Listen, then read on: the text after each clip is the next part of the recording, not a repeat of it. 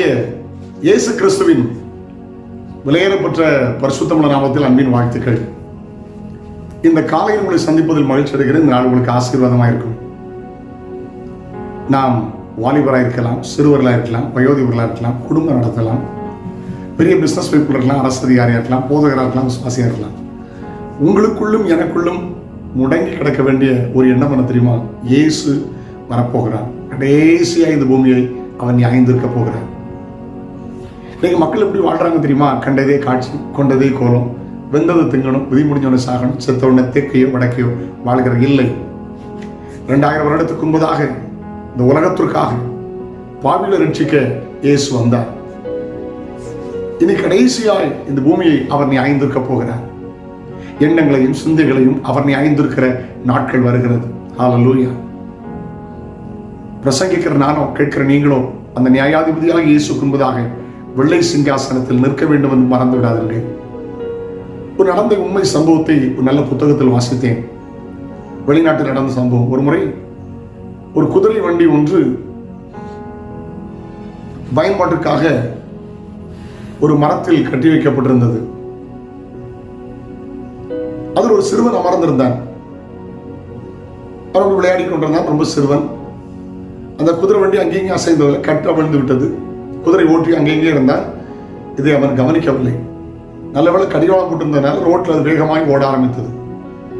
இதுக்கு ஆபத்து சம்பவிக்கும் என்றது அறிந்த ஒரு நல்லவர், நல்ல திடகாத்திரமான வாலிபர் அப்பொழுது அவர் ஓடி வேகமாய் ஓடி இந்த குதிரை வண்டியில் ஏறி அதை கட்டுப்படுத்தி பையனை காப்பாற்றினார். அவரும் ஓரளவு விவரம் தெரிஞ்ச பையன்தான். காலங்கள் உருண்டோடியது.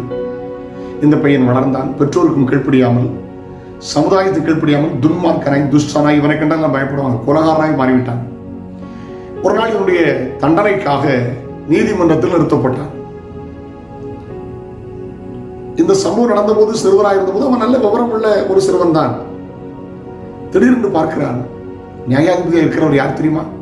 நான் சிறு வயதிலே அந்த வண்டியில பிரயாணத்துக்கு உட்கார்ந்திருந்த போது டிரைவர் இல்லாம தாறுமாறா ஓட்டின குதிரை வண்டியிலிருந்து என்னை காப்பாற்றினவர், என்னை எப்படியாவது காப்பாற்றிடுவார் என்று சொல்லி கெஞ்சினான். ஐயா, என்னை அடையாளம் தெரிகிறதா?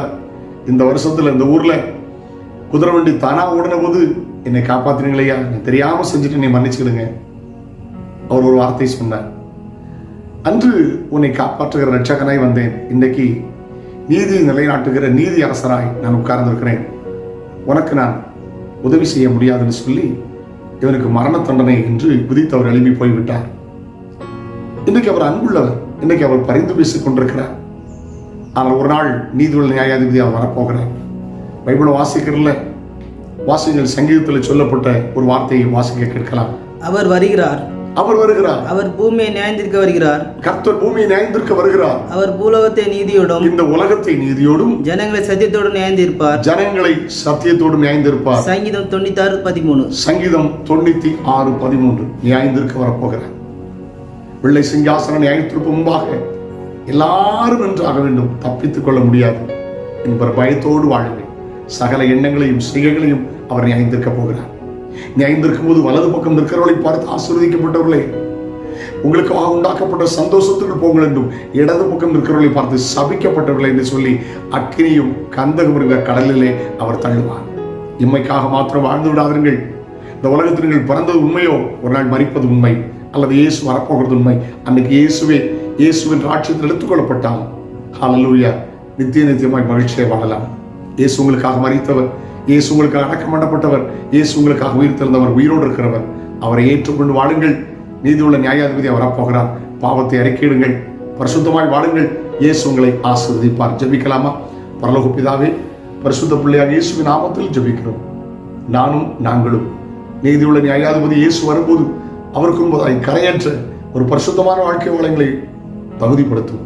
அப்பாவுடைய கரத்தில் கொடுத்த நாள் பிள்ளைகளுக்கு ஆசீர்வாதமாய் கேட்டும். இயேசுவின் நாமத்தில் ஜெபம் கேளும் பிதாவே. ஆமென், ஆமென். God bless you. நாளை உங்களை சந்திக்கிறேன். அதோடு ஆண்டு கிருபை உங்களை தாங்குவதாக. Have a nice day.